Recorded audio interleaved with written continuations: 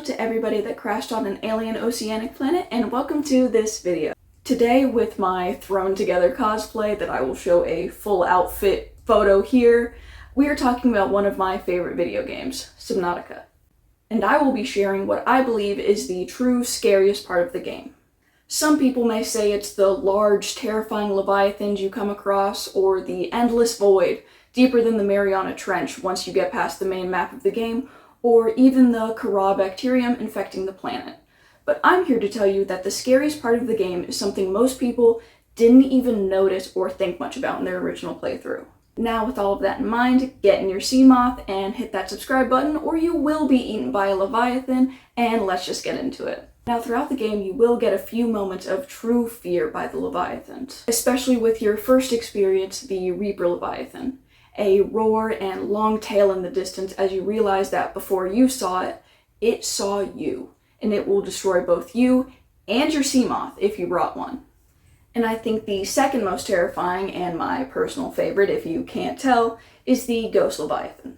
A glowing, long monster that appears at extremely low depths, and if you find yourself in the void, countless of them will spawn, and they will multiply until you are eventually killed.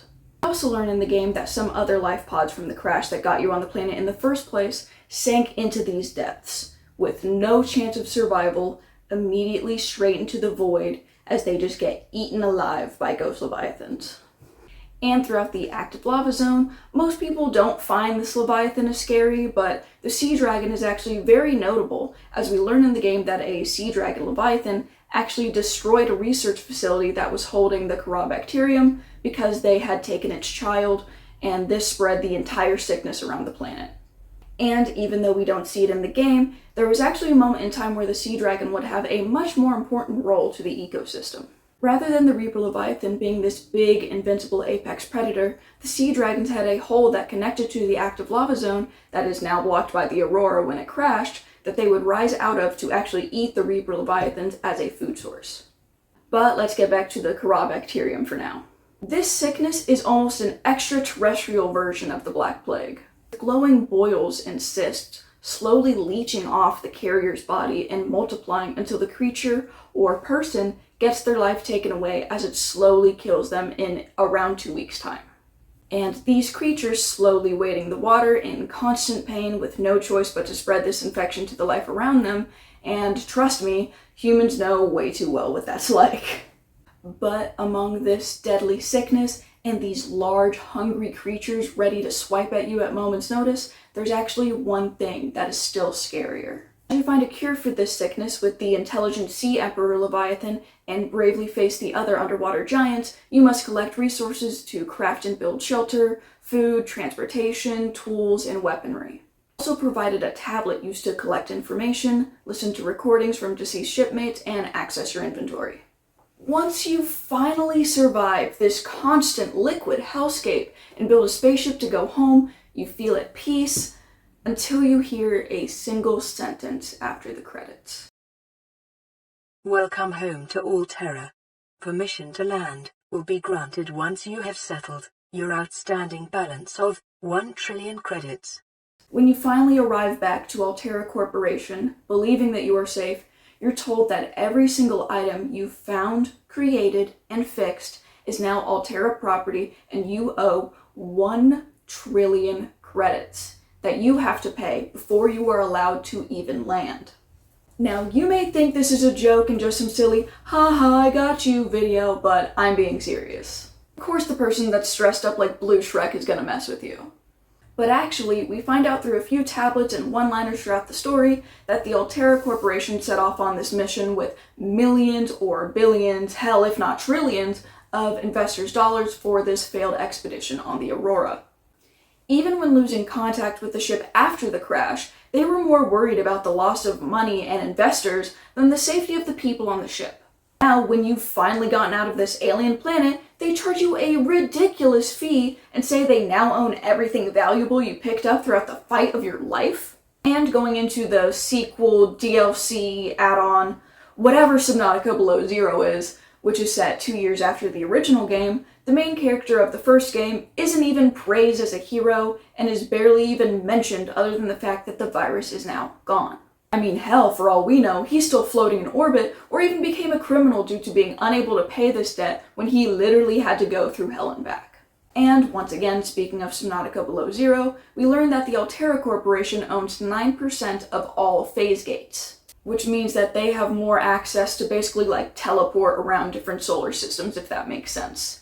They also have trillions of dollars in investment, and they hold a large majority of weapons manufacturing in the universe. The main character of this game, Robin, has a sister named Sam that she is investigating the death of, and we find out that although the Kharaa was cured, it's actually not gone. Alterra had uncovered an ancient frozen leviathan in a cave that was still infected with it, and they have decided to use it to research. Robin, fearing they are going to use the Kharaa to create an extremely fatal bioweapon, destroys the entrances to the cave and dies in the process. Now, just as a little side note, speaking of biological weapons, I'm actually going to be making a video that includes them in like the next week or so stay tuned for that. Anyways, no animalistic leviathan or deadly virus can ever compare to a greedy and powerful company fueled by war and capitalism. There is one key difference that makes Alterra truly terrifying. Leviathans, except for the Sea Emperor, although they are violent, are more similar to a shark. An animal that cannot understand right from wrong, only hunger and territory. Meanwhile, Alterra is a large group of money-hungry people that know what they're doing is dangerous and harmful. But they don't even care because they just want to fill their wallets. Thankfully, that's just fiction and not something that parallels the real state of our current world, right? Oh, I'm gonna have a crisis. Now with Subnautica 2 coming out into early access later this year, and a couple different trailers and developer team videos, we are actually on a completely different planet this time, and you've brought some friends. That is, if you have anybody to play with you.